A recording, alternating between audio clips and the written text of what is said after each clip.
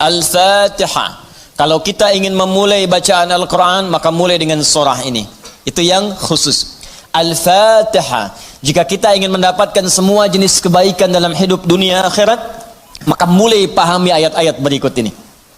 Cara memahaminya, satu, Bismillahirrahmanirrahim. Baik, Bismillahirrahmanirrahim. Amalkan bagian ayat yang pertama yang memiliki 5 makna dalam kalimat atau ayat yang telah disebutkan tadi. Huruf ba, kedua ismun, ketiga Allah, keempat ar-Rahman, kelima ar-Rahim. Ba yang memiliki 14 makna. Di antaranya di ayat ini ada makna yang terkait dengan ghayah, tujuan. Ada ilsaq, sesuatu yang lekat sekali, dekat, tak terpisahkan. Kemudian musahabah, yang mengawasi kemanapun kita beraktivitas. Kemudian ada istighraq, sesuatu yang luas, menyeluruh, ya, tanpa kecuali. Lalu kita mengatakan bismillah, baknya kita sebutkan, ini artinya jadikan semua aktivitas kita tanpa kecuali, istighraq. Dari bangun tidur sampai tidur lagi, lakukan ghayah semua lillah, karena Allah subhanahu wa ta'ala. Jadi kalau ingin dibukakan pintu kebaikan oleh Allah, Al-Fatihah, ingin semua dibuka baik, seluruh aktivitas kita, maka niatkan semua yang baik-baik karena Allah. Itu kunci pertamanya. Bangun tidur, niatkan karena Allah. Di begitu Anda bangun, niatkan semua aktivitas karena Allah subhanahu wa ta'ala. Karena itu saat kita bangun tidur, semua ditujukan karena Allah. Alhamdulillahilladzi ahyana ba'dama amatana wa ilaihin nusyur. Jadi kalimat pertama dengan akhir itu karena Allah. Alhamdulillah, terima kasih ya Allah, saya diberikan kesempatan hidup lagi saat ini. Padahal engkau bisa wafatkan aku dalam tidur tadi. Dengan izinmu, ya, sesuai dengan ajal darimu, aku diberikan semua kesempatan untuk hidup lagi. Alhamdulillah, semua pujian aku berikan kepadamu. Lillah. Di ujungnya, wa ilaihin nusyur. Maka sekarang aku akan beraktivitas mencari bekal sebagai persiapan pulang kepadamu. Wa ilaihi, untuk Allah subhanahu wa ta'ala. Makanya kalau Anda mengucapkan doa ini saat bangun tidur, kita sudah berjanji, semua aktivitas di hari itu kita akan tujukan karena Allah saja. Mencari bekal, bukan karena yang lain. Jadi kalau Anda ucapkan doa tadi, berarti nanti makannya karena Allah, minumnya karena Allah, bekerjanya karena Allah, salatnya karena Allah, infaknya karena Allah, merawat anak karena Allah, semua karena Allah. Ghayah. Awas, hati-hati ya, hati-hati. Maka dampaknya orang yang semua aktivitasnya dilakukan karena Allah subhanahu wa ta'ala, maka fungsi ba yang ketiga. Satu tadi ghayah, kedua istighraq, yang ketiga ilsaq dan musahabah. Lekat dan diawasi oleh Allah. Kalau dulu kita contohkan orang yang meniatkan semua aktivitas karena Allah, maka yang kedua rumusnya, rasakan seakan-akan aktivitas itu diawasi oleh Allah subhanahu wa ta'ala dengan pengawasan yang lekat seperti lem yang menempel, yang menyatukan dua sisi. Ya, mau minum, rasakan diawasi oleh Allah. Bismillah, minum, lakukan karena Allah. Maka mohon maaf, ketika minum Anda dikerjakan karena Allah dan merasa diawasi oleh Allah, ini kuncinya. Awas, ini kuncinya. Karena ada orang yang melakukan sesuatu karena Allah, tapi nggak merasa dilihat, nggak merasa diawasi. Ini saya tanya pada Anda, maaf ya, tadi saat sholat itu, sholatnya karena Allah bukan? Jawab aja, karena Allah bukan? Karena Allah. Baik, kalau sesuatu dikerjakan karena Allah, maka rumus keduanya, rasakan Allah mengawasi kita. Pertanyaan saya yang kedua, saat Anda sholat tadi, saya sholat, kita sholat, merasa nggak diawasi Allah? Merasa nggak dilihat Allah? Karena beda antara orang yang merasa diawasi dengan yang hanya mengerjakan saja, itu lain. Akan beda. Silahkan Anda bekerja, merasa diawasi, Anda akan serius dalam pekerjaan Anda. Mahasiswa yang sedang ujian, merasa diawasi, itu akan fokus kepada soal.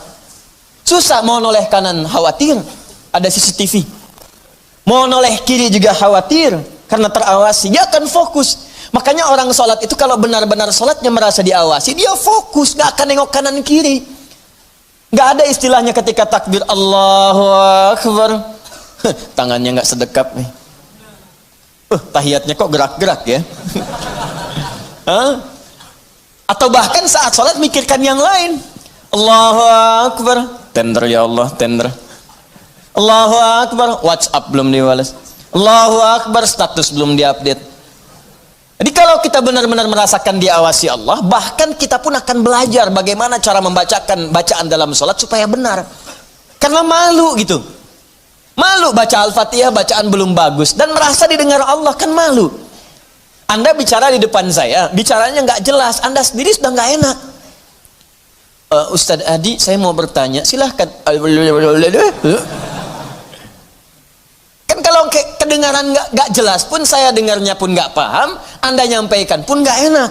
Sekarang Anda sholat setiap hari 5 waktu menghadap Allah, belum tambahan sholat sunnah, dan Anda sadar bacaan Anda belum bagus, tapi anehnya merasakan didengar oleh Allah dan diawasi. Apa nggak malu gitu? Coba deh satu kali rasakan hal yang demikian. Jadi kalau kita memang merasa, itu dampaknya lain ke dalam ibadah kita. Nanti rumus terapannya aktivitas harian kita. Ini minum, ini memang minum ini pekerjaan sederhana, tiap hari kita minum. Cuman ada beda ketika minum kita itu merasa dilihat Allah. Maka saya katakan di pertemuan lalu, mustahil Anda akan menyentuh minuman yang tidak disukai oleh Allah. Mustahil. Jangankan menyentuh yang dilarang Allah, mau minum pakai tangan kiri pun rasanya nggak enak. Pasti Anda akan pindahkan itu kepada yang lebih baik. Paham sampai sini ya? Ya sama dengan proses begini, mencari nafkah, bekerja, dari di jalan, dari baca, berpakaian. Kalau semua dikerjakan karena Allah, demi Allah saya katakan, mustahil dalam pekerjaan bisa mudah menyentuh yang diharamkan oleh Allah. Gak mungkin. Gak mungkin mau terima proyek yang haram, itu mustahil. Mustahil ikutan tender yang haram, mustahil. Mustahil menjerumuskan diri pada yang tidak disukai oleh Allah, karena merasa dilihat Allah dan merasa diawasi. Jadi mustahil. Dusta itu mustahil, bohong itu mustahil, korupsi mustahil, nyogok gak mungkin. Bukan karena perkara takut orang lihat, karena Allah mengawasi kita. Makanya dulu sahabat tuh ketika diajarkan seperti itu, bahkan anak-anak kecil, jangankan yang tinggal di kota, di ujung yang paling dalam di padang Sahara, yang sulit ada orang setiap waktu, yang kalau lewat cuman kambing gurun dengan unta. Anda bayangkan, lewat kambing gurun unta, kambing gurun unta, kambing gurun unta. Tapi perhatikan bagaimana mereka mengamalkan huruf ba dalam Bismillahirrahmanirrahim. Diuji oleh sahabat Umar bin Al-Khattab radhiyallahu taala anhu. Lewat padang pasir, kelihatan anak muda sedang menggembala. Saat menggembala itu, menggembala kambing, ditanya oleh Umar, diuji. Kata Umar, saya mau beli sebagian dari kambingmu itu. Kata orang ini bukan punya saya, punya tuan saya. Punya tuan saya. Kata Umar, tuanmu kan gak ada di sini, ini padang pasir yang luas, orang yang gak ada, beli aja, bilang dimakan serigala. Apa kata penggembala ini? Lalu di mana Allah? Idzan fa'ain Allah. Bayangkan penggembala saja di padang pasir yang orang yang gak ada, yang gampang saja bilang ini dimakan serigala, dapat keuntungan banyak gitu. Ya, luar biasa. Yang dia katakan pertama kali bukan sekedar menolak, gak mau takut ketahuan sama tuan, takut ketahuan sama pemiliknya, takut tidak. Pertama kali jawaban yang keluar, idzan aina Allah. Lalu Allah di mana? Allah di mana? Demi Allah saya katakan, hakul yakin, kalau setiap muslim merasakan dalam dirinya bahwa dia diawasi oleh Allah Subhanahu wa taala, maka lurus, damai, tenang, tentram dan baik semua urusan kehidupan.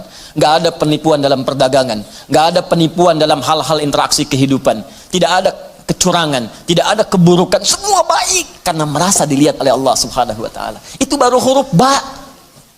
Baru ba. Coba tiap hari kita baca itu, satu huruf ini aja. Mohon maaf ya, selama hidup kita udah diamalin belum? Satu huruf ini aja. Ayo suami sama istri, berapa kali berkata hal-hal yang tidak tepat? Istri terhadap suami, berapa kali menerangkan sesuatu yang tidak tepat? Anak pada orang tua kepada anak.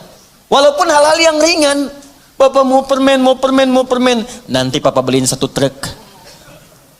Kapan truknya datang? Ini huruf ba saja satu gitu. Anda menuntut banyak dari Allah, tapi Allah meminta kita mengamalkan 1 huruf aja, kita nggak maksimal. Coba lihat tuntutan kita setiap hari.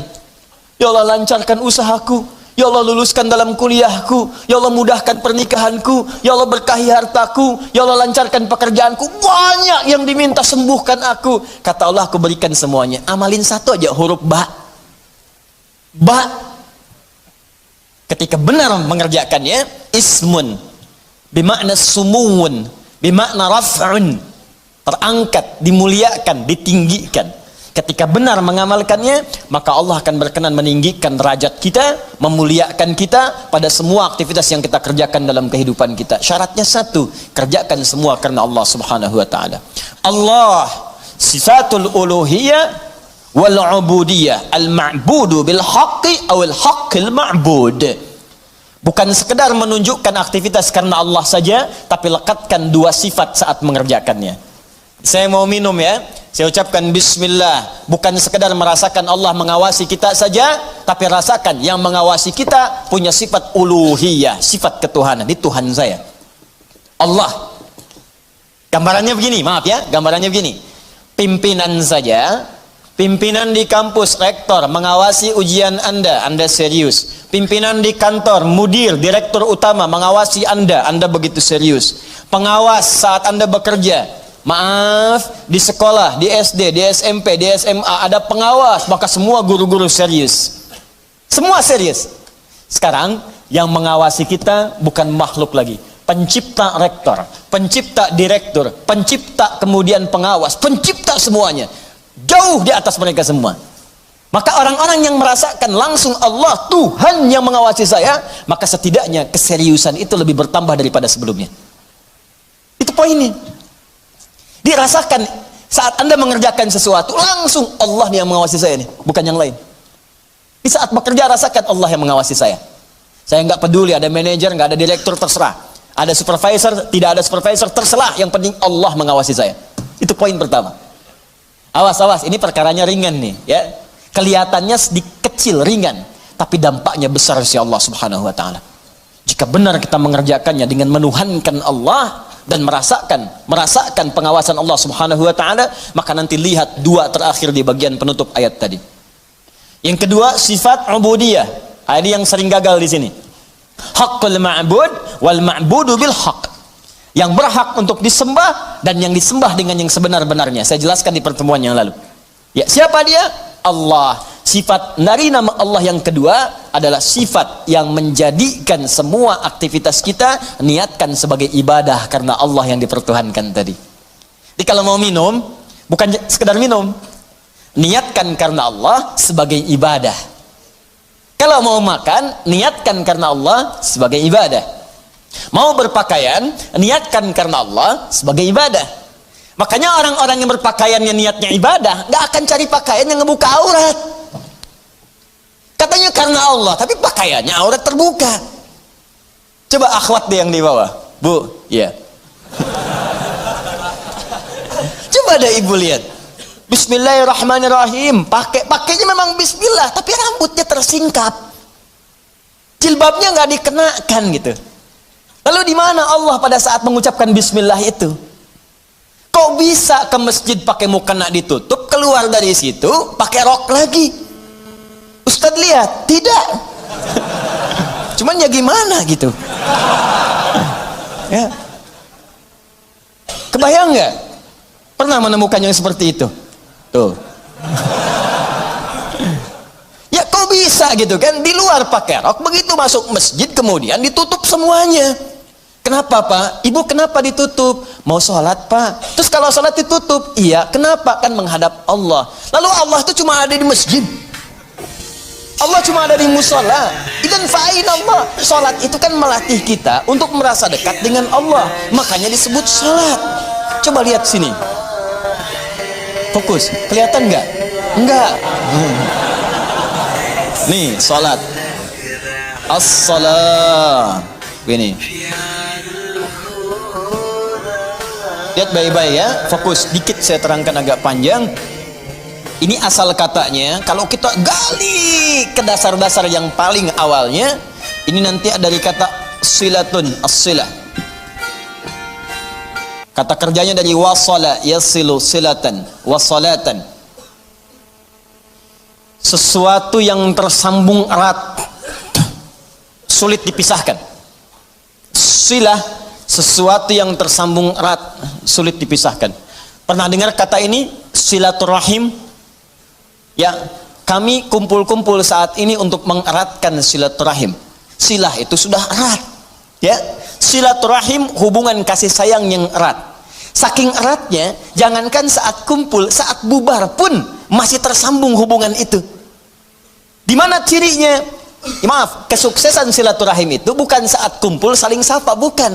Kalau kumpul menyapa, wajar orangnya ada. Kalau kumpul tertawa, wajar orangnya pun ada. Silaturahim itu kalau ingin dilihat suksesnya saat pulang, apakah dia masih mendoakan Anda? Apakah masih mengingatkan Anda dalam kebaikan? Akhi besok taklim ya, akhi malam tahajud ya.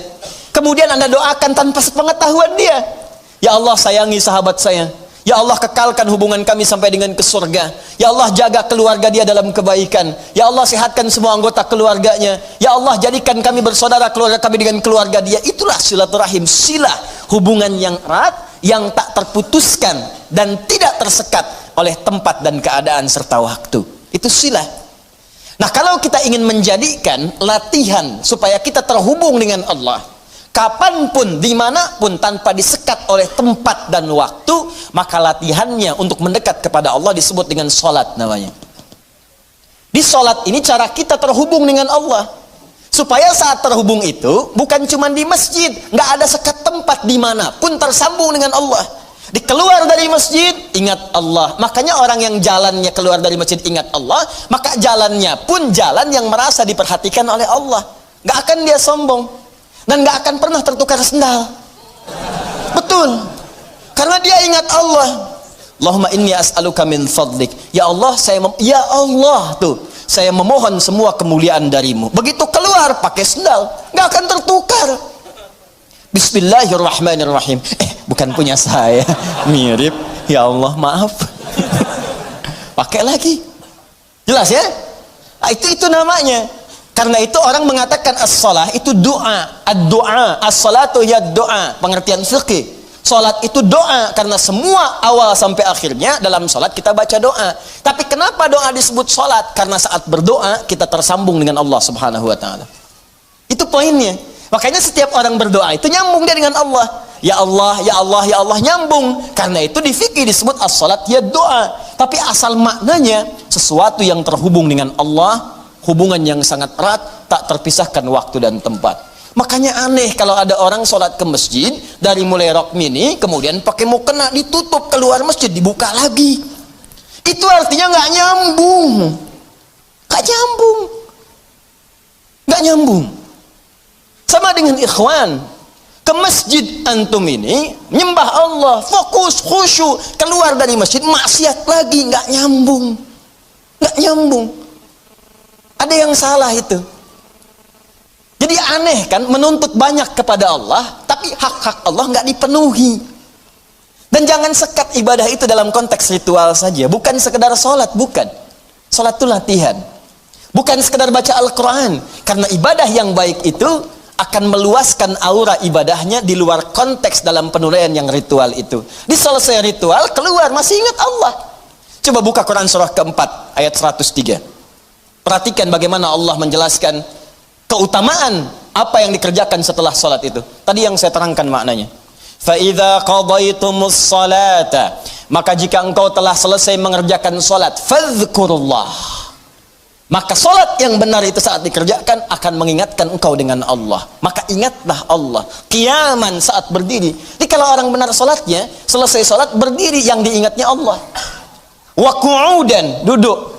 Anda ke musola di kantor, balik dari ke musola, balik lagi ke meja, duduk di kursi, depan komputer, duduk sambil ngetik, fadhkurullah, ingat Allah. Bukan sekedar subhanallah, subhanallah, subhanallah, sambil ngerjain proyek, astagfirullah, astagfirullah, astagfirullah, dicek oleh supervisor, di komputernya astagfirullah semua. Bukan itu. Bukan itu maksudnya. Maksudnya ketika Anda kerjakan itu, Anda ingat Allah, maka nggak ada nol yang bertambah. Tidak ada angka yang berubah, sesuai semuanya. Kenapa? Karena merasa diawasi oleh Allah Subhanahu wa taala. Tuh, dua poin itu hadir nggak dalam kehidupan kita? Apakah selama ini berpakaiannya karena Allah? Maka pakaian ini nggak akan dicari dari sesuatu yang haram. Dan pakaian ini akan digunakan pada yang baik-baik. Makanya pakaian yang diperoleh dari harta yang baik akan keluar perbuatan baik dari itu. Harta benda yang dihasilkan dari proses yang halal, semuanya akan berkah. Coba lihat tuh, saya kan sering katakan, Itu sendal Anda berapa kali dipakai ibadah? Berapa kali dipakai untuk ke masjid? Sepeda Anda, motor Anda, mobil Anda. Di rumah ada nggak satu ruangan yang belum pernah dipakai ibadah? Ada nggak? Coba cek, cari ya satu ruangan di rumah yang di situ nggak pernah dipakai ibadah. Cari. Mulai sekarang pulang pakai dulu di situ. Khawatirnya saat dihisab itu nggak ada nilainya. Cuma jadi gudang. Jadi gudang. Masya Allah. Koper ditaruh di situ, kopernya pernah umrah tapi nggak pernah dipakai ibadah di situ. Ya, ini sederhana teman-teman sekalian, tapi ini syarat mutlak untuk mendapatkan apa yang tadi kita inginkan. Al-Fatihah, Al-Fatihah. Ba-nya disertai dengan sifat uluhiyah dan sifat ubudiyah. Kalau benar semua itu dikerjakan, maka ditutup dengan kalimat Ar-Rahmanir Rahim. Makanya Ar-Rahmanir Rahim harakatnya kasrah ikut kepada Allahnya, sifatnya. Silahkan cek. Bismillahirrahmanirrahim. Nggak ada A, nggak ada U. I. Silahkan lihat. Bismillahirrahmanirrahim. Ada? Hah? Ar-Rahman itu na'at. Awas, na'at kepada sifat sebelumnya man'ut Allah. Di ilmu nahwu sifat mausuf, na'at man'ut. Siapa yang disifati? Allah. Siapa yang diman'uti? Allah. Di na'atnya Ar-Rahman, sifatnya Ar-Rahman, mausufnya Allah. Dan sifat mausuf nggak terpisahkan, paham? Tidak, nggak bisa dipisahkan. Yang disifati dengan sifatnya, yang disifati itu Allah, sifatnya Ar-Rahman plus Ar-Rahim. Sifat dengan yang disifati nggak bisa dipisahkan. Sifat Ar-Rahman nggak terpisahkan dengan Allah. Jadi kalau ingin mendapatkan sifat Rahman, maka amalkan sifat dalam lafaz Allah yang tadi disebutkan. Ingin mendapatkan kemuliaan dalam Rahman, maka amalkan dua sifat yang melekat pada kalimat Allah, uluhiyah kemudian ubudiyah. Pertuhankan Allah dan lakukan semua pekerjaan sebagai ibadah. Maka semua urusan dunia yang baik-baik Allah buka. Sifat Allah yang memberikan semua kemuliaan dunia disebut dengan Rahman. Nanti semua yang kita kerjakan karena ibadah punya bekal akhirat. Bismillahirrahmanirrahim. Minum. Alhamdulillah. Contoh. Nah, dituliskan ini karena diucapkan Bismillahirrahmanirrahim ada kemudahan, berkah, memberikan kekuatan dunia. Tapi poin terbesarnya begitu disebutkan Bismillahirrahmanirrahim dituliskan pahala akhiratnya 10 poin. Maka saat pulang ke akhirat nanti dibukalah semua hasil pekerjaan dunia kita yang jadi ibadah. Sifat Allah yang memberikan kepada kita balasan dari akhir pahala tadi disebut dengan Rahim namanya. Makanya semua pekerjaan yang tidak disebutkan nama Allah di dalamnya, maka dia kehilangan poin pahalanya. Sifat Rahim tidak akan pernah diberikan pada hamba yang tidak mendulang pahala dalam beraktivitas saat di dunia. Jelas sampai sini? Nah, karena itu tolong jangan sampai dunianya banyak, akhiratnya nestapa nanti. Jangan sampai dunianya kaya, akhiratnya fakir. Coba saya tanya deh di sini, pilih mana? Kaya dunia, fakir akhirat, atau fakir dunia, kaya akhirat? Benar. Benar, cepat. Perwakilan ibu-ibu. Biasanya ibu-ibu lebih cepat. Bu, ada saingan di sini. Ya, kaya dunia, kaya akhirat. Rabbana atina fid dunya wa fil akhirati wa qina adzabannar. Itu poinnya. Jadi kerjakan semua karena Allah. Ini kelihatan ringan, tapi kalau diamalkan akan ada perbedaan dalam kualitas kehidupan kita. Sekarang bagian yang pentingnya, ini yang kita sambungkan ke ayat yang kedua. Setelah kita mengerjakan semua karena Allah itu, dan Allah berikan apa yang dijanjikan tadi. Ya Allah, saya ingin mudah bekerja, Bismillahirrahmanirrahim, ternyata diberikan. Ya Allah, besok saya ingin ujian, Bismillahirrahmanirrahim, ternyata lulus. Ya Allah, besok saya akan lamaran, Bismillahirrahmanirrahim, diterima lamarannya. Ya Allah, besok saya akan menikah, Bismillahirrahmanirrahim, lancar akadnya. Lantas apa yang harus kita lakukan setelah Allah berikan semua itu untuk bisa mengabadikan nikmat yang diberikan tadi atau bertambah dari yang sebelumnya? Orang yang menjadikan aktivitasnya semua karena Allah, ditujukan karena Allah, maka dalam mengerjakannya dia akan menerapkan dua sifat yang melekat pada nama Allah Subhanahu wa taala. Pertama adalah sifat uluhiyahnya. Rasakan saat mengerjakan itu diawasi oleh Allah Subhanahu wa taala sebagai Tuhan yang menciptakan kita dan akan yang menanyai kita di hari kiamat saat kita kembali kepadanya. Yang kedua, sifat ubudiyah kita kepada Allah. Jadikan pekerjaan kita itu sebagai ibadah karena Allah Subhanahu wa taala.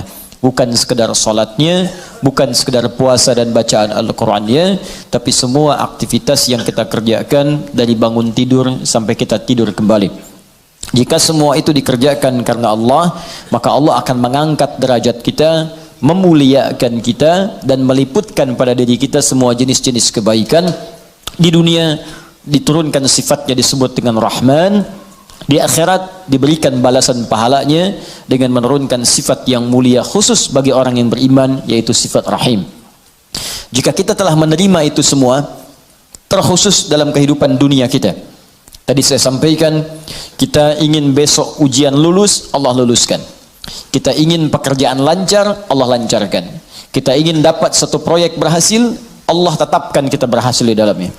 Maka jika semua itu sudah Allah berikan kepada kita, badan sehat, pandangan awas, pendengaran jelas, kaki melangkah dengan nyaman, tidak ada persoalan pada tubuh kita, rumah juga sudah cukup, kendaraan baik, semua nyaman dalam kehidupan, maka apa yang harus kita lakukan kepada Allah Subhanahu wa taala?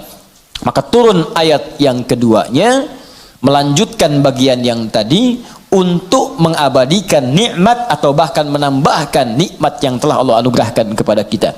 Maka disampaikanlah oleh Allah Subhanahu wa taala, alhamdulillahi rabbil alamin. Alhamdulillahi rabbil alamin. Kita baca dulu tafsirnya dalam keterangan Al-Imam Ibnu Katsir rahimahullah dalam kitabnya Tafsirul Qur'anul Azim, supaya kita bisa mendapatkan pandangan dari ulama. Nanti saya jelaskan huruf per huruf, kalimat per kalimatnya, yang memadukan dengan kitab-kitab yang sebagiannya telah sampaikan kepada Anda semua di pertemuan yang lalu. Halaman 35. Alhamdulillahi rabbil alamin. Firman Allah Subhanahu wa taala, alhamdulillahi rabbil alamin. Saya bacakan dulu kitabnya. Al-Qurra'us sab'ah 'ala dhammid dal fi qawlihi alhamdulillah. Semua para pembaca dalam riwayat yang 7. Jadi ada 7 riwayat dikenal dengan bacaan mutawatir. Ya, sab'ah qira'ah al-mutawatirah. Ya, 7 jenis bacaan ini bacaan yang diterima. Ingat ya, diterima oleh seluruh lapisan umat Islam, yang tersambung sanadnya, ya, beritanya, informasinya, pengajarannya ke Rasulullah sallallahu alaihi wasallam, diterima dari malaikat Jibril alaihi salam, bersumber dari Allah Subhanahu wa taala. 7 jenis ini dibaca pada bacaan Al-Qur'an, juga dibacakan sah dalam salat. Ya, dibacakan sah dalam salat. Ya, misal kita dalam bacaan Al-Fatihah ada ayat, nanti kita akan baca Maliki Yaumiddin. Ya, Maliki Yaumiddin. Maliki Yaumiddin. Maliki bisa dibaca panjang, 2 harakat mad tabi'i. Maliki Yaumiddin. Ya, boleh dibaca pendek di mimnya, maknya. Maliki Yaumiddin. Maliki Yaumiddin. Kan? Misal Ihdinas siratal mustaqim.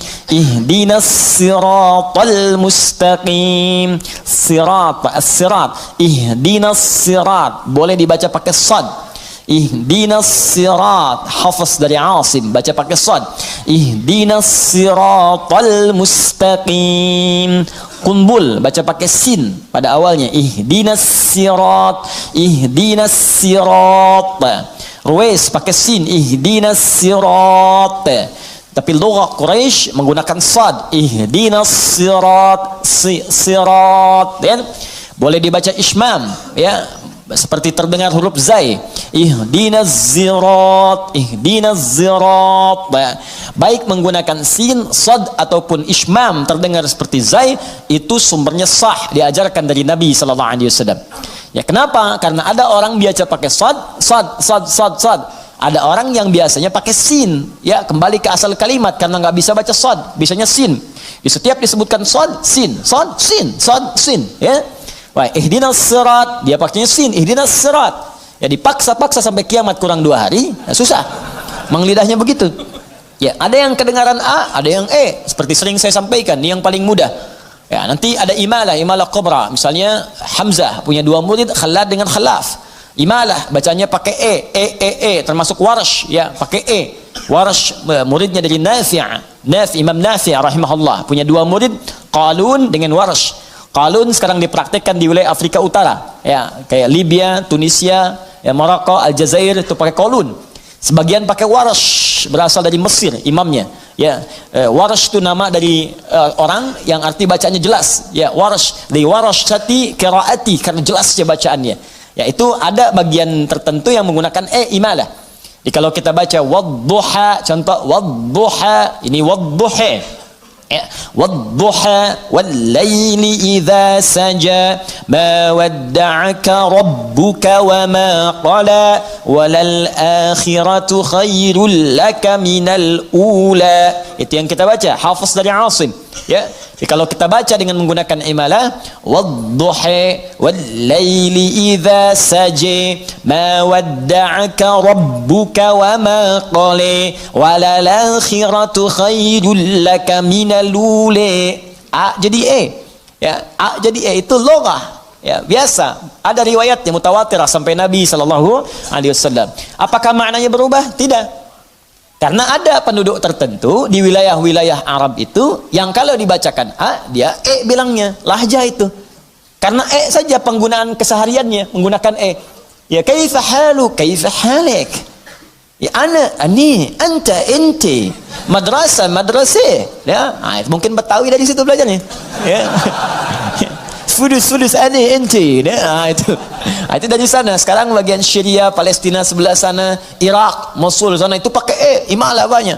Karena itu riwayatnya menggunakan ya, karena mereka terbiasa dengan itu. Jadi kalau dipaksa-paksa pakai a pun susah. Ya itu biasa, normal dalam tipologi kita pun. Kalau kita kemudian lihat wilayah kita ya, coba teman-teman bisa lihat wilayah di Indonesia dari sisi antropologisnya, dari sisi geologisnya, geografisnya, lihat ya, itu akan memengaruhi di mana kita tinggal, maka alam akan membentuk cara kita berbicara. Orang dekat dengan pantai suaranya cenderung keras. Ya cenderung keras karena bersaing dengan ombak. Oh, apa kabar? Baik, gitu kan. Ngobrol cuma 2 meter, kedengar 500 meter sana. Ya. Orang di hutan, ya kadang-kadang kencang juga suaranya. Makanya jangan heran kalau ketemu orang-orang dari pantai datang kemudian ke tempat Anda. Itu biasa kencang, nggak apa-apa. Nggak apa-apa, itu memang biasanya. Nanti lama-lama dia akan menyesuaikan. Ya beda, di Sunda saja lain. Anda ke Banten, ke Cianjur, Sukabumi, bahasanya beda. Ya, Cirebon dengan Serang itu akan lain. Sundanya akan berbeda. Ya, Mangga, Wilujeng Sumping, Sukabumi, Cianjur. Ya, ketemu ke Banten akan lain lagi. Ya, datang enaon. Misalkan. Makanya penjajah itu ke Banten nggak betah dia, baru datang udah pulang.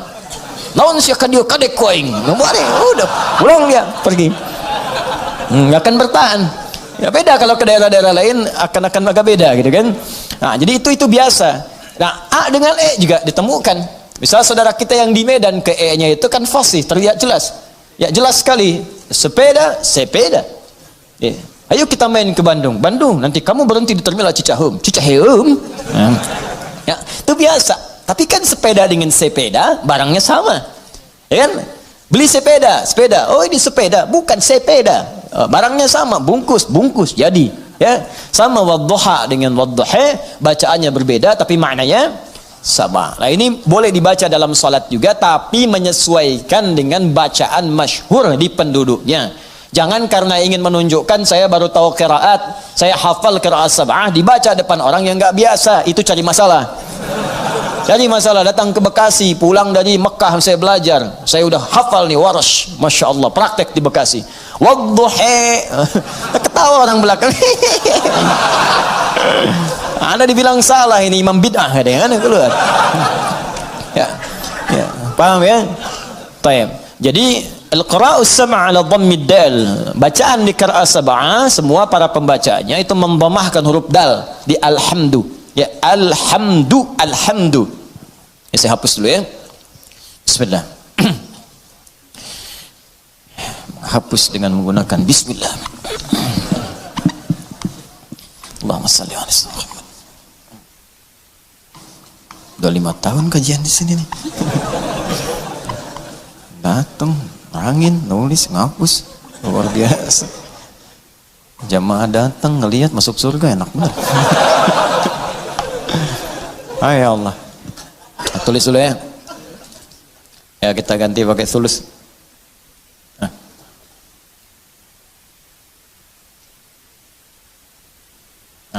Ya. Alhamdulillah. Ini khat thuluth namanya. Dia ada diwani, ada thuluthi, ada naskhi. Ya. Yang terbaru saka namanya. Khat saka hoyong. Baik, yang pertama Al-Qira'us sab'a ala dhammi dali fi qawlihi alhamdulillah. Al-Qira'us sab'a semua bacaan yang 7 itu kemudian menggunakan dhammah, ini harakatnya, dhammah rafa' dal pada huruf dal. Dibacaannya alhamdulillah. Ya, kalau saya sempurnakan, coba tambahkan dulu untuk nasakh ya supaya bisa mudah dibaca. Alhamdulillahi rabbil alamin. Ya. Alhamdulillah. Rabbil alamin. Ya. Perhatikan sini. Yang pertama pakai dhammah. Ini yang dibaca dalam salat, di luar salat seperti kita baca mushaf Al-Qur'an atau sedang murajaah Al-Fatihah. Dibacaannya alhamdu, bukan alhamda pakai fathah atau alhamdi pakai kasrah. Ya, apa bacaannya? Du, alhamdu pakai dhammah. Jadi kalau dibaca dalam salat jangan baca menggunakan fathah alhamda atau kasrah alhamdi, tidak. Baca menggunakan dhamma. Alhamdulillah. Huwa mubtada'un wa khabarun. Huwa mubtada'un wa khabar. Di hukum i'rabnya, di gramatikal bahasa Arab, alhamdu itu mubtada. Mana khabarnya? Lillahi rabbil alamin. Alhamdu. Apa mubtada? Apa khabar? Nah, ini yang berdampak nanti pada pemaknaan. Ya, berdampak pada pemaknaan. Mubtada itu dalam kaidah bahasa disebut dengan setiap kata berada di awal kalimat. Wah, setiap kata berada di awal kalimat mubtada. Nah, fokus ya, baik-baik. Setiap kata berada di awal kalimat. Itu baru nahwu. Mubtada'un marfu'un wa alamatu raf'ihi dhammatun zahiratun fi akhirih wa tanwinuhu mahdhufun lidukhulil alif wal lam 'alaihi. Ya, alhamdu itu mubtada. Rafa', alamat rafa'nya dhammah, jelas kelihatan di akhirnya. Dhammah itu tidak menggunakan tanwin. Kenapa? Karena ada alif lam di depannya. Kalau nggak ada alif lam maka bacaannya hamdun. Ada masuk alif lam maka dibaca alhamdu. Itu mubtada. Tapi kalau dalam ilmu fiqh lughah, dalam fiqh lughahnya beda antara lughah nanti di nahwu. Nahwu itu standar bahasa gramatikal aja. Nahwu itu untuk menentukan apakah ujungnya a, i atau u dalam bacaan. Itu ilmu nahwu. Jadi kalau kita misalnya mengatakan, saya ingin katakan begini, syaribtul ma'a, ma-nya pakai a. Hadza al-ma'u pakai u. Pakai u. Ma'a, syaribtul ma'a pakai a. Hadza al-ma'u. Ya. Nazal al-qalam ila al-ma'i. Ma'a, ma'u, ma'i. Kapan dibaca ma'a? Kapan dibaca ma'u? Kapan dibaca ma'i? Itu nahwu namanya. Jelas ya? Maka nahwu berkaitan dengan harakat akhir. Perubahan-perubahan kata, yang kata kerja itu saraf nanti. Perubahan kata kerja saraf. Tapi nanti kalau ingin belajar apa maknanya, kenapa berubah di sini? Syaribtu dengan asyrabu apa bedanya? Ya. Kemudian istasyrabtu dengan syaribtu dengan tasyarabtu apa bedanya? Itu ilmu saraf mengajarkan. Tapi kalau ingin paham kedalaman perbedaannya, maka kita mesti belajar ke fiqh lughah. Nah, kenapa disebut mubtada? Apa kaitan dengan fiqh lughahnya? Perhatikan. Mubtada itu segala yang terletak di awal. Segala yang terletak di awal. Segala yang terletak di awal sifatnya kalau dalam bahasa itu umumnya disegerakan. Awal. Awal disegerakan. Ingat, setiap yang terletak di awal, bukankah semua yang di awal itu segera sifatnya? Ayo lihat, semua yang ada di sab pertama yang awal-awal bukankah segera yang datang ke sini? Orang yang datang jam 5 tempatnya di awal, datang jam 6 jam 7 tempatnya agak ke belakang. Kenapa dia bisa di awal? Karena datang dengan segera. Paham? Nah, maka perhatikan baik-baik. Ketika ini hukumnya menggunakan rafa. Rafa itu diangkat. Dhammah itu harakat banyak itu diangkat. Ya, lihat sini. Supaya nggak bingung. Ini mubtada, saya tulis dulu. Yuk kita praktek ilmu bahasanya. Ini dhammah. Dhammah itu yang harakat jelas? Nanti ada maknanya, nanti saya jelaskan. Kemudian sifatnya rafa' di atas, rafa'. Wa alamat raf'ihi dhammatun zahirah, rafa'. Mubtada sesuatu yang di awal. Sifatnya segera. Dhammah sesuatu yang terkumpul, banyak. Terkumpul. Ini saya bicara fikih bahasa ya, bukan bicara masalah hukum tajwid. Awas, bukan bicara nahwu, bicara fikih bahasa. Kalau bicara nahwu selesai dengan harakat dhammah, a fathah, i kasrah, khafad, nasab, kemudian rafa, selesai. Tapi kalau kita mau bicara lebih dalam, kenapa disebut dhammah? Dhammah kenapa disebut dhammah, harakatnya dari ilmu bahasa, karena saat dibacakan in dhamma, mengumpul di mulut kita itu suara kumpul. Fathah disebut fathah terbuka karena lisan kita terbuka saat mengucapkannya ya. Kasrah disebut kasrah karena harakatnya pecah di lisan kita sehingga keluar kecil ya, turun ke bawah disebut khafad itu bacaannya. Tapi di fikih loghah beda maknanya. Beda. Sesuatu kalau menggunakan dhammah, in dhamma menunjukkan sesuatu yang banyak. Kalau ada harakat misalnya masuk menggunakan dhammah, harakatnya dalam satu huruf, itu di fikih bahasa makna pertamanya sesuatu yang mengandung hukum banyak. In dhamma yang dhammu. Sesuatu yang banyak terkumpul. Dah, tahan. Paham sampai sini? Kalau terletak di awal mubtada, di awal kalimat alhamdu terletak di awal, nggak ada kalimat sebelumnya. Ayat kedua turun alhamdulillahi rabbil alamin. Alhamdu kalimat pertamanya mubtada terletak di awal menunjukkan sesuatu yang sifatnya segera. Jelas? Rafa sesuatu yang tinggi di atas, karena dhammah itu nggak pernah letaknya di bawah, selalu di atas. Ya, sesuatu yang tinggi di atas. Wah, saya cek dulu. Dhammah bunyinya apa? Fathah bunyinya apa? Kasrah bunyinya apa? I. Jelas ya? Nah, tinggal praktekkan, itu baru belajar bahasa. Anda mabit di sini, jam 2 mau perbaiki wudhu, begitu keluar di pohon samping, di pohon mangga tuh dekat lisan mat, ya, ada suara tunjuk kasrah. Emang saya takut kasrah ya. Dia berubah, bilang fathah, terakhir dhammah, bis itu lari.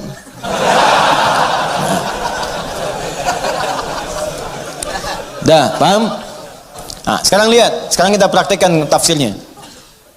Ketika menggunakan dhammah disebut dengan mubtada.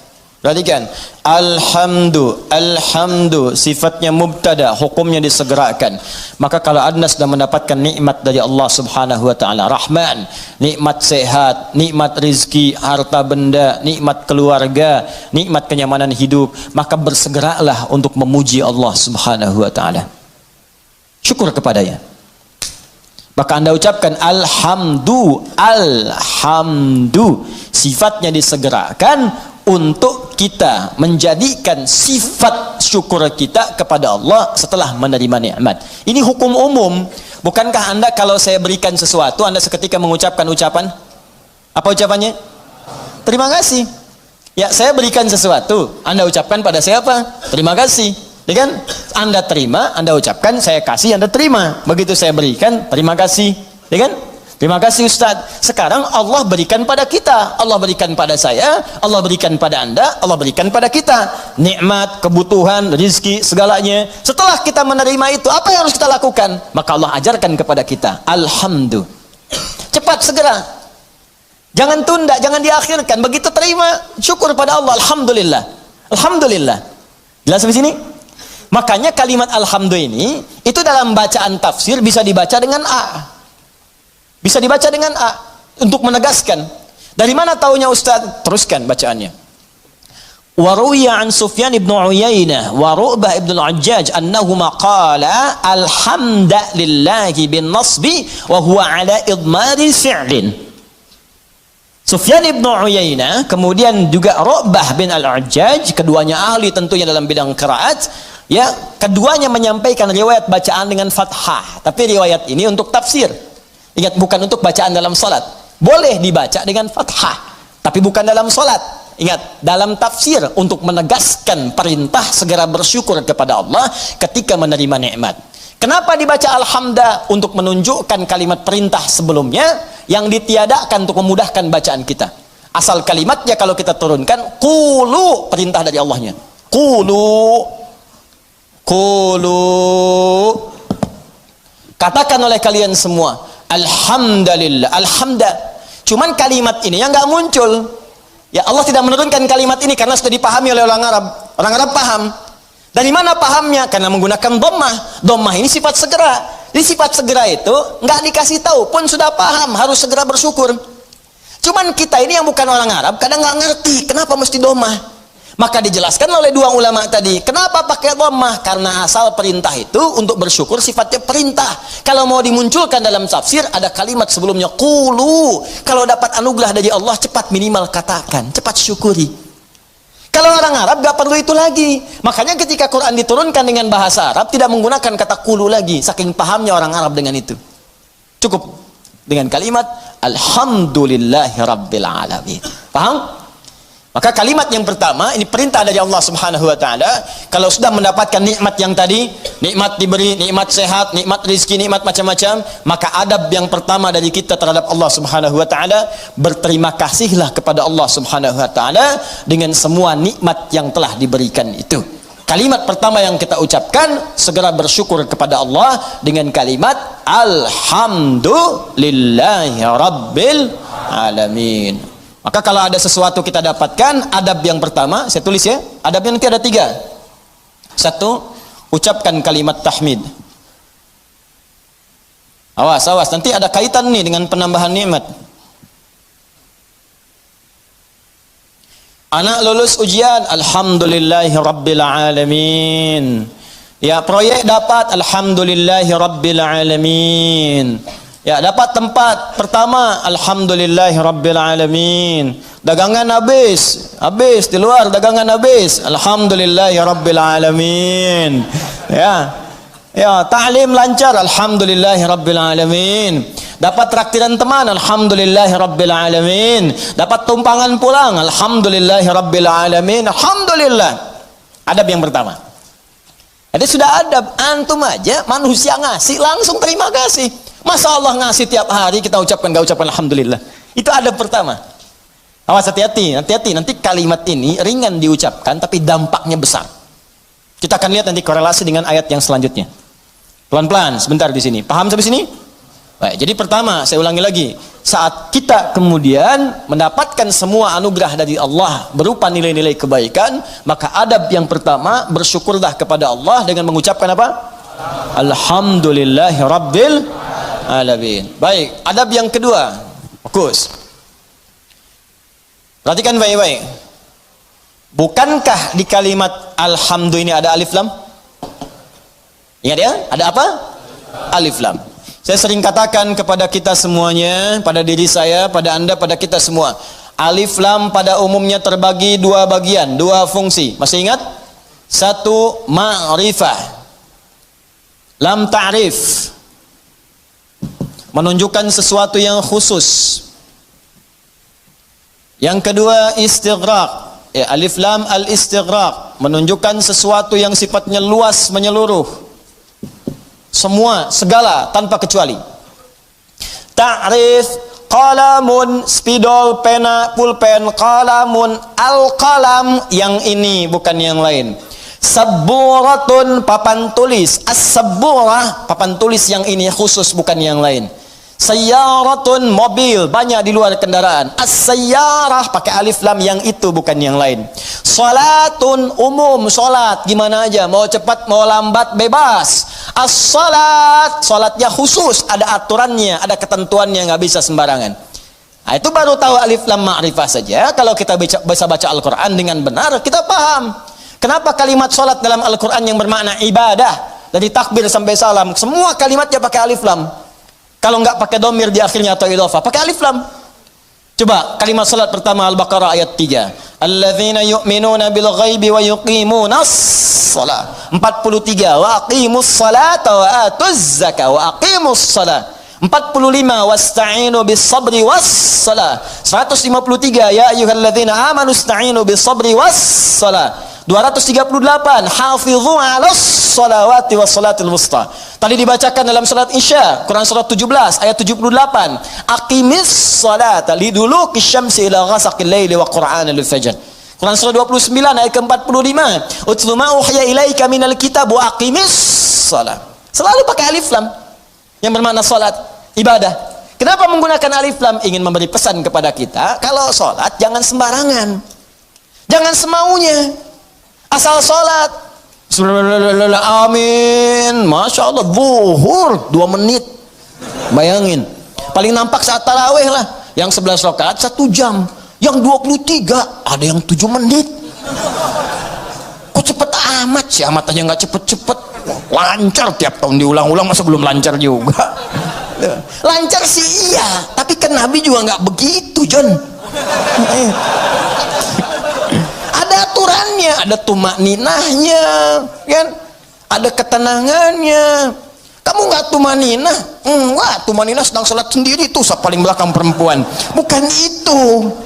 Tenang, bacaan nyaman, fasihnya, kan? Ada harakatnya, ada tajwidnya, ada sifatnya, ada makhrajnya, ada ketenangannya, ada doanya. Itu aturan, pakai alif lam. Ya, itu ma'rifah. Istighraq menunjuk pada yang luas tanpa ada kecualinya. Semua dicakup. Ya, yang semua yang terdapat, tidak ada satu pun tersisa untuk yang lain. Semua tercakup. Nah, dua-duanya ini kita bisa terapkan dalam hukum kalimat alhamdu. Yang pertama, alhamdu. Kalau Anda ingin mengucapkan terima kasih, syukur kepada Allah Subhanahu wa taala, maka khususkan semua syukur itu hanya milik Allah saja. Jangan mengambil bagian darinya. Ini kalau sudah merasakan semua karena Allah, ini kan yang ngasih Anda selamat Allah. Yang ngasih anak Anda lulus bisa hafal Quran itu Allah. Yang bisa menjadikan Anda sukses dalam pekerjaan Allah. Kalau nggak berkehendak nggak bisa. Anda kerja sampai bertahun-tahun, sampai banting tulang, banting kepala, banting kaki, banting apapun, semua dibanting. Kalau Allah nggak berkehendak nggak akan jadi. Dan kita sadar karena Allah. Maka dari itu ketika kita mendapatkan adab pertamanya, bersyukur, terima kasih pada Allah. Khususkan pada Allah. Jangan ngambil bagian dari situ. Karena kita meyakini apa yang kita dapatkan semua sumbernya dari Allah. Paham? Nah, makanya jangan melibatkan diri kita, ini adab keduanya. Jangan melibatkan diri kita saat kita ingin bersyukur dan mengucapkan terima kasih kepada Allah atas nikmat yang diterima. Contoh, Bu, ya. Ya karena ibu kan gak langsung di sini, ibu ada di bawah. Dan bisa teman-teman yang bergabung, ini kami khusus ruang atas untuk ikhwan, laki-laki. Ya, jangan ada yang pakai cadar di sini, ingat. Awas, begitu dibuka kumisan, tidak. Ini untuk ikhwan. Ya, bawah akhwat, ada bagian khusus. Coba deh ibu atau antum ikhwan ya, sering kemudian mengantar anak ujiannya bagus, hafal Al-Quran bagus. Pernah sering ada yang berucap begini, Masya Allah ukhti, luar biasa ya anaknya bisa hafal Quran. Ya Allah akhi, Masya Allah luar biasa nilai antum sempurna. Akhi Masya Allah pekerjaan antum luar biasa bagus, beda dengan yang lain-lain sebelumnya. Pernah ada orang kadang memuji seperti itu?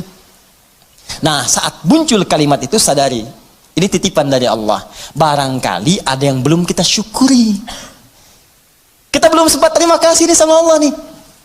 Atau diuji. Sadar nggak bahwa itu tuh pemberian Allah? Kalau Allah berkehendak bukan anak kita yang hafal, anak orang lain. Cuma dititipkan pada anak kita untuk menguji apakah kita ini mampu nggak bersyukur kepada Allah. Mampu nggak menyerahkan urusan kita kepada Allah. Sadar nggak bahwa Allah yang kasih. Makanya orang tua yang baik ketika mendapati anaknya hafal Al-Quran misal, juara pertama di sekolahnya, dipuji oleh orang lain, gurunya bahkan mengatakan, ibu Masya Allah anaknya luar biasa, pintar, cepat pahamnya. Alhamdulillahirrabbilalamin. Ini semua karena Allah Subhanahu wa ta'ala. Adab pertama. Tapi kalau sudah mengucapkan itu, hukum alif lam ma'rifah berlaku. Khususkan hanya pada Allah, kita jangan ngambil bagian dari situ. Kalau ngambil bagiannya, maka berkurang sifat pujiannya.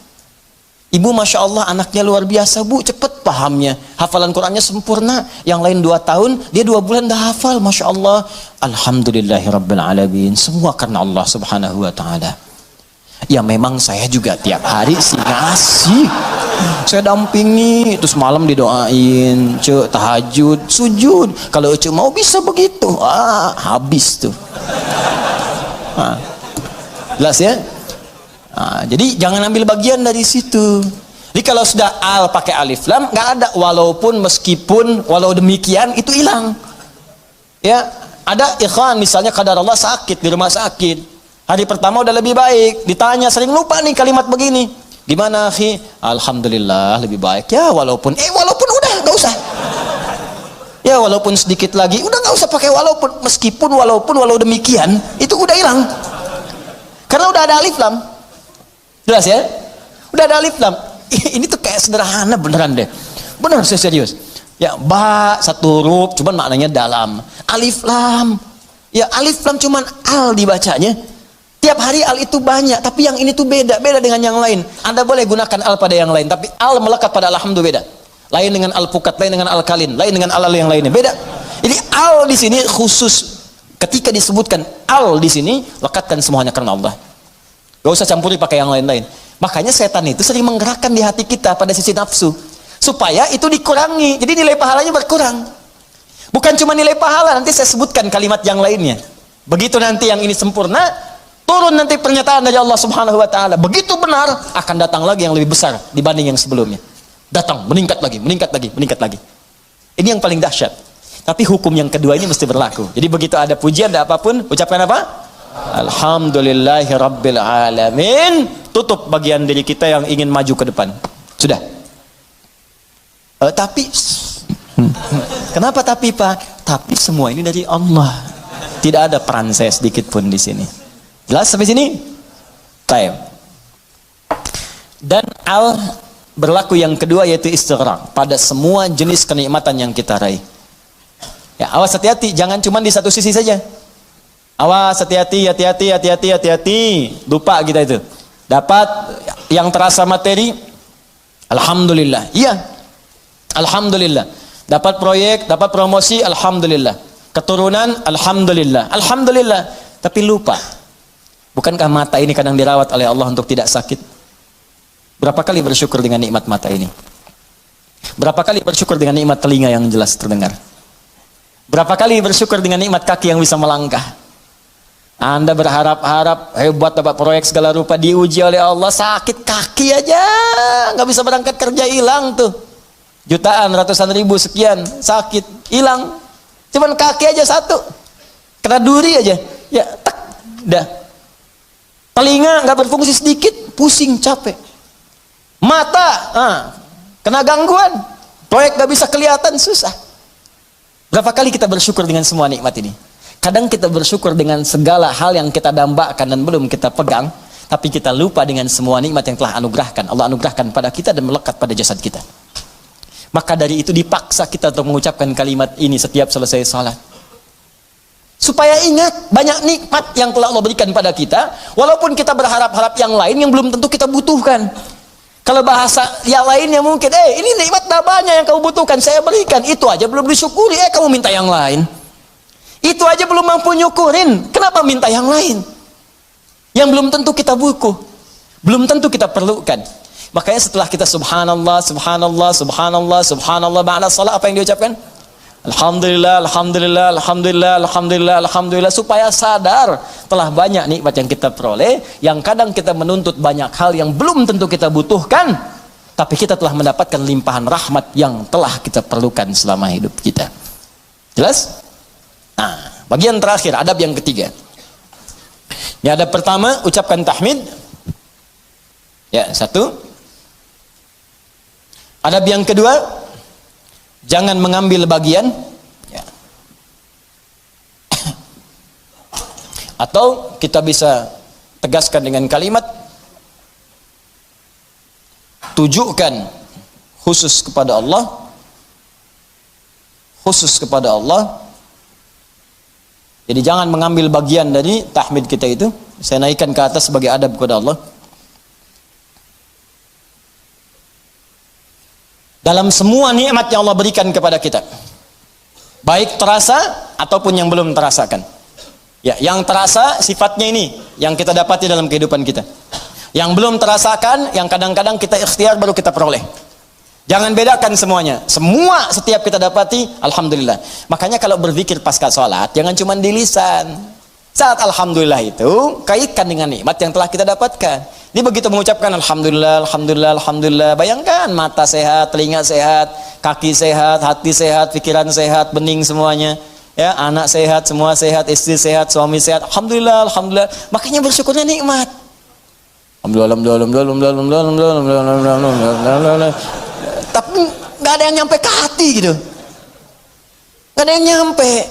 Coba deh ucapkan pelan-pelan, alhamdulillah, alhamdulillah, alhamdulillah. Rasakan, nih itu tenang ke hatinya, itu enak gitu. Zikir yang terasa itu nikmat ke hatinya, dan ada ketenangan dalam jiwa kita, ada getaran tersendiri. Enak rasanya itu, ada sentuhan ke hati kita. Ya, sentuhlah ia tepat di hatimu, maka ia akan jadi milikmu untuk selamanya. Ya, sentuh. Maka bacakan zikirmu dengan bahasa hatimu sehingga terjadi koneksi antara hati dengan lisanmu. Catat dul, mana dul? Bacakan. Alhamdulillah, alhamdulillah, alhamdulillah. Tenang. Ala bidzikrillahi tatma'innul. Yakinlah kalau zikirmu benar kepada Allah, hatimu akan tenang. Ala itu harful ikhbar wa taukid, menyampaikan sekaligus menekankan. Jadi kalau zikirnya hati belum tenang, berarti ada yang nggak benar zikirnya, ada yang belum tepat. Paham ya? Nah, itu dhammah banyak terkumpul. Banyak. Semua segalanya milik Allah. Ya, semua punya Allah itu banyak. Jadi semua aktivitas kita yang kita dapatkan nikmatnya itu semua punya Allah. Banyak punya Allah, nggak berkurang. Banyak. Banyak, banyak, banyak. Nah, yang terakhir ingat baik-baik, kalimat alhamdulillah itu mengandung makna syukur. Syukur. Ya, kalau manusia berterima kasih, kalau kepada Allah kita bersyukur. Baik. Apa artinya syukur? Ya, syukur itu kalau mau dicatat boleh, kalau mau didengar, dihafalkan atau disimak kembali pun tidak ada masalah, yang penting paham. Paham maksudnya. Syukur itu ungkapan rasa terima kasih, ungkapan rasa terima kasih dan bahagia, ungkapan rasa terima kasih dan bahagia atas nikmat yang diperoleh,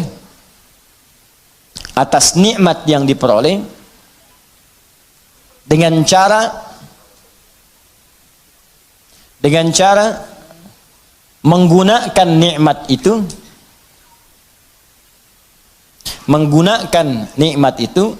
sesuai dengan ketentuan yang telah Allah tetapkan. Sesuai dengan ketentuan yang telah Allah tetapkan. Sesuai dengan ketentuan yang telah Allah tetapkan. Sudah? Baik. Ungkapan terima kasih atau bahagia dan bahagia atas nikmat yang diperoleh dengan cara menggunakan nikmat itu sesuai dengan ketentuan yang telah Allah tetapkan. Baik. Awas, ini kalimat singkat tapi isinya padat dan akan sangat berdampak dengan kuantitas. Ya, peningkatan nikmat setelahnya yang akan kita peroleh dari Allah Subhanahu wa taala. Kalau syukurnya benar, maka nanti limpahan nikmat berikutnya akan semakin bertambah. Perhatikan baik-baik. Awas, ini bagian ketiga ini yang sering gagal. Di syukur ini, adab pertamanya alhamdulillah, betul. Begitu menerima, alhamdulillah, alhamdulillah, alhamdulillah. Adab keduanya, tujukan semua karena Allah. Tapi di adab yang ketiga, ini yang paling penting dan tidak sedikit orang gagal di sini. Jangan cukupkan syukur pada kalimat alhamdulillah. Tapi optimalkan nikmat yang diraih itu sesuai fungsinya yang telah Allah tetapkan. Misal, Allah kasih pada kita nikmat sehat di mata, melihat jelas. Kita bisa bedakan objek, ini laki-laki, ini perempuan. Ini peci putih, ini peci yang hijau, ini peci biru, ini peci yang hitam. Bahkan yang paling nikmat paling besar, kita bisa membedakan nikmat hak dan batil, nikmat halal dan haram. Ini halal, itu haram. Baik, ini hak, ini batil. Jujur itu hak, dusta itu batil. Mencari dengan yang benar itu hak, korupsi itu haram, batil. Itu nikmat luar biasa. Ini tayangan yang hak, ini yang batil. Baik, ketika kita dapatkan semua nikmat itu, maka syukuri. Maka cara mensyukurinya, tempatkan, gunakan mata ini, nikmat mata, untuk melihat sesuai dengan apa yang telah Allah tetapkan. Apa fungsi mata? yang telah Allah tetapkan, bukan sekedar melihat. Saya sering katakan, saya sering sampaikan, dalam Al-Quran fungsi mata itu bukan sekedar melihat. Untuk manusia diikat dengan kalimat melihat yang baik-baik. Bahkan tegas kalimat Qurannya, palingkan ketika yang dilihat itu tidak baik menurut Allah. Ini nggak baik nih, palingkan. Di mana ditemukannya? Di Quran surah ke-24 An-Nur. Ayat berapa Ustaz? Ayat 30 untuk laki-laki. Apakah perempuan ikut? Ikut, bahkan harus. Ayat 31-nya perempuan. Bahkan iman kita dipertaruhkan di situ. Qul lil mu'minina yaghuddu min absarihim.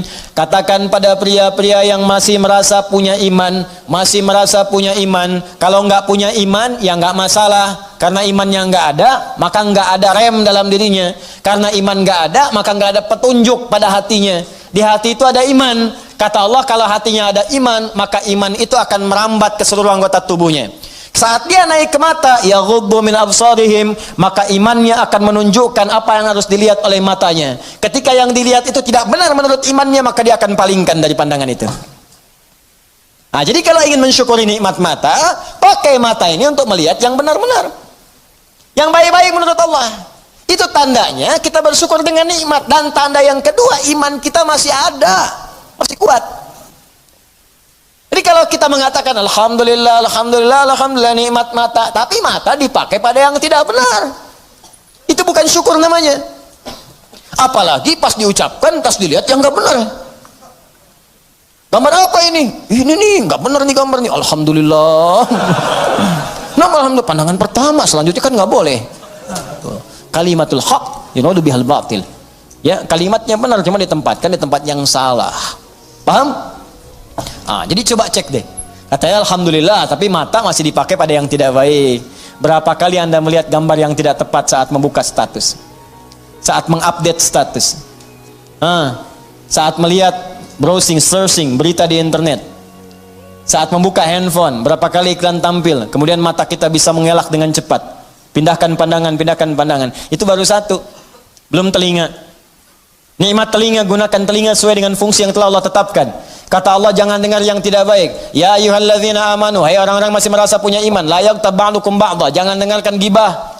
Jangan bergibah, jangan dengarkan gibah. Jangan bikin acara gibah, jangan jadi pelaku gibah.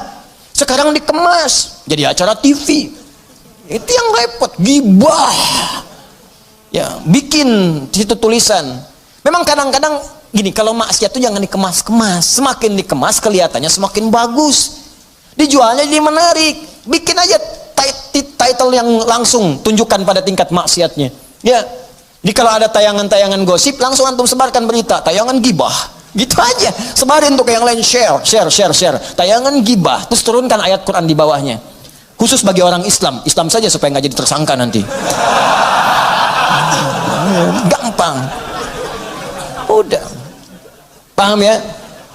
Nah, ini gitu aja, nanti hilang sendiri. Ya, jadi dan jangan jadi pelakunya, katanya muslim tapi jadi pelaku gibah. Aneh. Jelas ya, iman kita dipertaruhkan di situ. Tuh, itu baru mata, ke telinga, belum ke lisan. Ya, lisan pakai untuk apa? Bicara yang benar. Makanya Nabi itu mengikat dua saja. Maaf, man kana yu'minu, iman lagi tuh. Man kana yu'minu billahi wal yaumil akhir falyaqul khairan aw liyasmut. Siapa yang masih merasa beriman pada Allah dan hari akhir. Kenapa ada hari akhir? Menunjukkan hisab. Dihisab. Wafat dihisab. Itu penegas tuh. Jadi kalau melanggar ketentuan ini, maaf, berarti iman bermasalah. Yang kedua, merasa ringan saat dihisab. Falyakul khairan, katakan yang baik-baik. Jadi kalau masih punya iman, yang nggak baik itu nggak akan dikatakan. Apa yang nggak baik? Banyak. Dusta. Wailulil mukadzibin, celaka para pendusta. Dusta tuh nggak baik. Kalau dusta akan celaka. Gibah, ya celaan, makian, perselisihan, nggak baik. Makanya kalau Anda rajin ikut taklim tapi rajin berselisih, ada yang aneh tuh. Aneh. Katanya taklim, katanya mendekat pada Al-Quran, katanya ingin praktekkan Al-Quran, tapi melanggar isi Quran. Aneh. Anda belajar di mana? Quran mana yang Anda praktekkan? Mana iman Anda? Taklim itu menguatkan iman, bukan melanggar iman. Itu poinnya. Jadi kalau Anda dekat dengan Allah, itu semua tubuh kita akan dijaga lurus pada nilai-nilai kemuliaan. Jelas sampai sini? Itu teman-teman, itu baru tubuh kita. Belum yang lain. Ini saya tanya pada Anda, ya, mulai dari pakaian, alas kaki, rumah, ya, kendaraan. Pertanyaan saya, berapa nikmat yang telah kita peroleh, yang telah kita gunakan sesuai fungsi yang telah Allah tetapkan kepada kita. Makanya pelajari dulu sebelum meminta kepada Allah. Ya Allah, berikan aku anugerah rumah. Apa fungsi rumah menurut Allah dan Rasulnya? Turunkan. Ada fungsi rumah untuk berzikir, fungsi rumah sebagai naungan. Fungsi rumah itu ada 3-4 dalam Al-Quran. Ada manzil, kenapa rumah disebut dengan manzil? Ada bait, kenapa disebut dengan bait? Ada dar, kenapa disebut dengan dar? Ada maskan, kenapa disebut dengan maskan? Ada di situ turunannya, pelajarin dulu. Jangan ngotot minta sesuatu, tapi ketika diberikan nggak bisa syukurin. Itu yang bahaya nanti saat hisab. Nih rumah, kenapa disebut dengan maskan? Tempat untuk tinggal. Tapi kata maskan dari kata sakinah. Sakinah itu sesuatu yang tenang, tentram. Ciptakan ketentraman di rumah, ciptakan ketenangan di rumah. Kalau sudah punya rumah, bikin suasana tenang di rumah. Jangan di rumah ribut terus.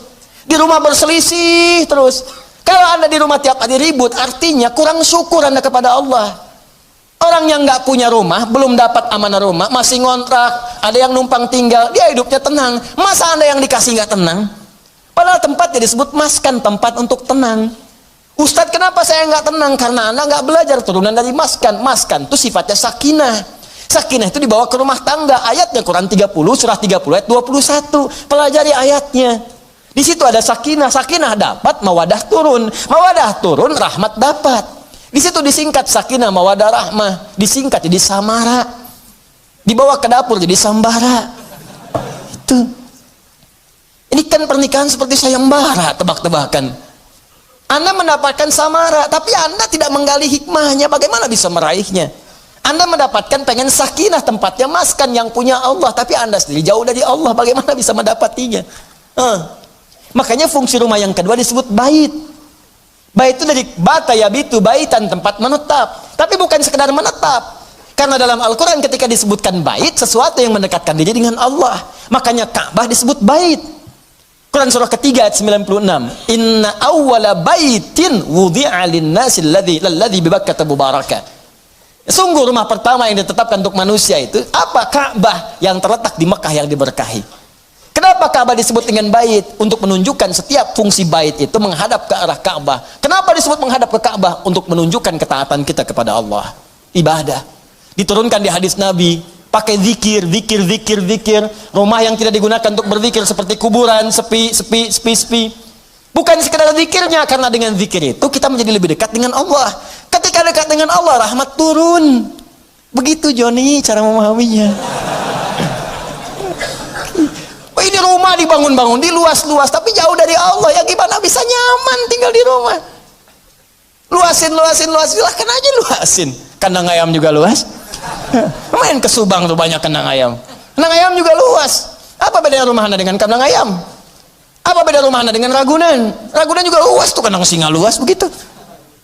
Luas. Apa bedanya? Bedanya pakai zikir. Zikir. Apa itu zikir? Banyak di Quran. Salat zikir, Quran surah 20 ayat ke-14. Wa aqimi sholata li dzikri, baca Quran zikir, Quran surah ke-15 ayat 9. Inna nahnu nazzalna dzikra wa inna lahu lahafizun. Bacaan subhanallah alhamdulillah kalimat thayyibat zikir, Quran surah ke-4 ayat 103. Asmaul husna zikir, Quran surah kedua ayat 152. Ditafsirkan Quran surah ke-17 ayat ke-110. Doa itu zikir, Quran surah ke-7 ayat 205. Menghafal Quran zikir, Quran surah ke-54 ayat 17 ayat 22 ayat 32 ayat 40. Kenapa nggak dihidupkan di rumah tuh begitu? Zikir. Semua, ayo coba deh dengan istri menghafal, kan? Masya Allah. Nggak apa-apa sambil bercanda. Setelah itu berlomba. Nggak apa-apa. Mama sayang, Masya Allah. Tahu nggak bedanya keramik sama kamu? Wah, gitu. Nggak tahu Pak. Kalau keramik makin lama makin antik. Kalau kamu makin lama makin cantik. Catat. Oh, Bapak bisa aja. Bukan karena bisanya, tapi kecantikan itu memudar di dunia. Saya ingin semua bertahan sampai ke akhirat. Yuk, kita mulai dengan menghafal Quran. Mudah-mudahan kita mendapatkan mahkota di akhirat. Itulah kecantikan dan keindahan yang hakiki di hadapan Allah Subhanahu wa Ta'ala. Masya Allah, Masya Allah. alim. Praktekin. Masya Allah, Masya Allah. Ini. Paham? Dibikin status.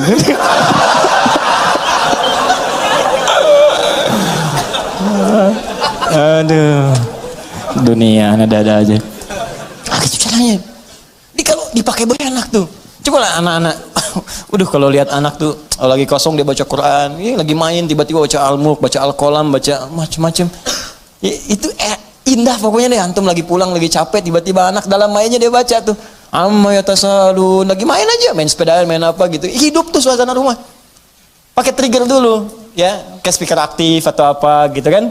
Ya, kemudian pasangkan 24 jam putar. Jadi suasananya terbawa.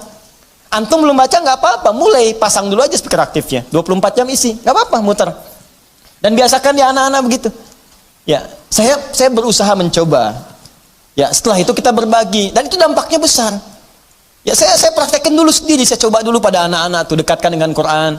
Terus beli mic-an, dia bicara dengan Quran. Quran tuh karena biasa Quran, makanya ketika dikasih mic pun bukan nyanyi, kasih Quran. Ya, nyampe dibawa ke mall. Begitu ke mall lihat tuh ada mic yang standing itu berdiri. Ya, Masya Allah. Orang kan biasa pakai buat karaoke, tulisannya karaoke, dia cobain di mall. Ya, wailul likulli umadzatil lumazah. Di mall bayangin tuh. Ya, tapi ya biarin aja, sekali-kali di mall ada ngaji kan.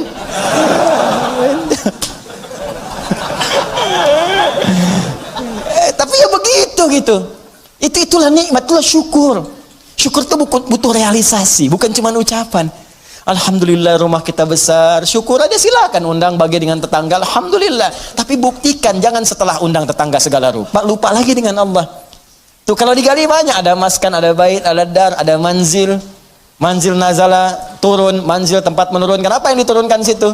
Turunkan keturunan. Makanya jangan pernah bermaksiat di luar rumah. Setelah berumah tangga ada rumah, lakukan semua hubungan di dalam rumah. Jangan maksiat di luar rumah. Ya, yang kedua menurunkan kasih sayang, menurunkan segala rahmat, menurunkan segala perhatian. Di situ berikan pada anak, pada setiap yang ada di rumah dan sebagainya. Itu baru satu. Di kadang-kadang begini, Allah udah kasih, minta yang lain, yang ini aja belum dipakai ibadah. Antum udah nyari-nyari pakaian yang lain, ini pakaian yang dipakai ini udah pernah dipakai ibadah belum? Pakai sholat, pakai ngaji, pakai macam-macam.